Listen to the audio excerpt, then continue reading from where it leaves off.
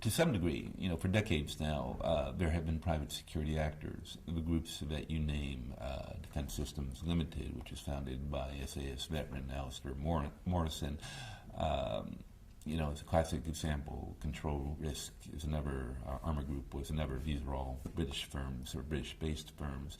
And they've been quietly, professionally, without much publicity for decades now, going around doing their jobs, working for corporations, in some cases, very wealthy individuals, providing private security, guarding infrastructure, making sure that people in a given country, for example, didn't attack an oil pipeline, or if they did, that the effects were minimized. And that was going on without much attention being paid to it, because by and large it was just off the public radar.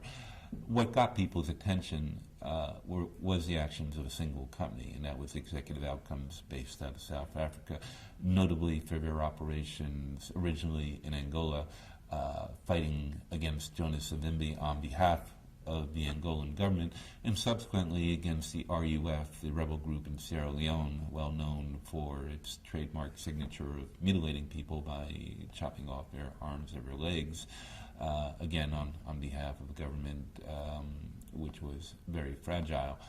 And the reason it got people's attention, one, was that it was a South African-based group which had been looked upon askance due to the legacy of apartheid.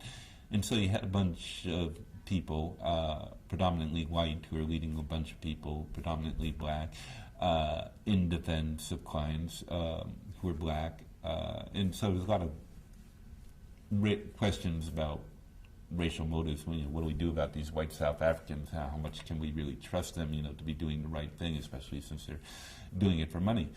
But they did the contracts that they had signed up to do. They did it very ably. They did it very professionally, with a minimal loss of life, either to people at large or to themselves. In some cases, they did it ahead of schedule. They didn't overcharge. They weren't profiteering. The people who they did it for uniformly praised their activities. The local inhabitants of the communities that they went in to safeguard had nothing but words of praise for them. And so this was so novel and so startling to people, that people who are generally regarded as a bunch of, sort of warmed over South African mercenaries, as usually the sort of shorthand journalistic description that was commonly used at the time, because no one really understood these people or could really grasp what they were doing, because they were doing something that was traditionally responsibility of states. People really just mentally couldn't get their minds around the fact that the private sector was doing this, which accounted, I think, for a lot of the journalistic confusion and sometimes misrepresentation. But I think, in a nutshell, that's what got people's attention. And even though groups like Armor Group, DSL, etc., had been doing similar things, although not actually doing direct combat like Executive Outcomes was, and I think that was probably the single unique thing about Executive Outcomes that grabbed people's attention, that they were, in effect, their own non-state military force. In a relatively complete military force. I mean, it wasn't just people with a bunch of guns. They had their own organic airlift and air transport. They had combat helicopters. In Angola, they trained Angolan pilots in the use of fighter jets, and in some cases piloted their own fighter jets, etc.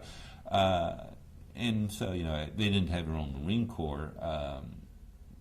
They might have had a little bit of their own Navy in terms of using patrol craft on coastal waters, etc., off Angola and off Sierra Leone. I think there was a subsidiary that spun off from EO Southern Cross doing maritime security to this day. But this sort of mini-complete fighting force was fairly unique. Groups like DSL, Armor Group, didn't do that.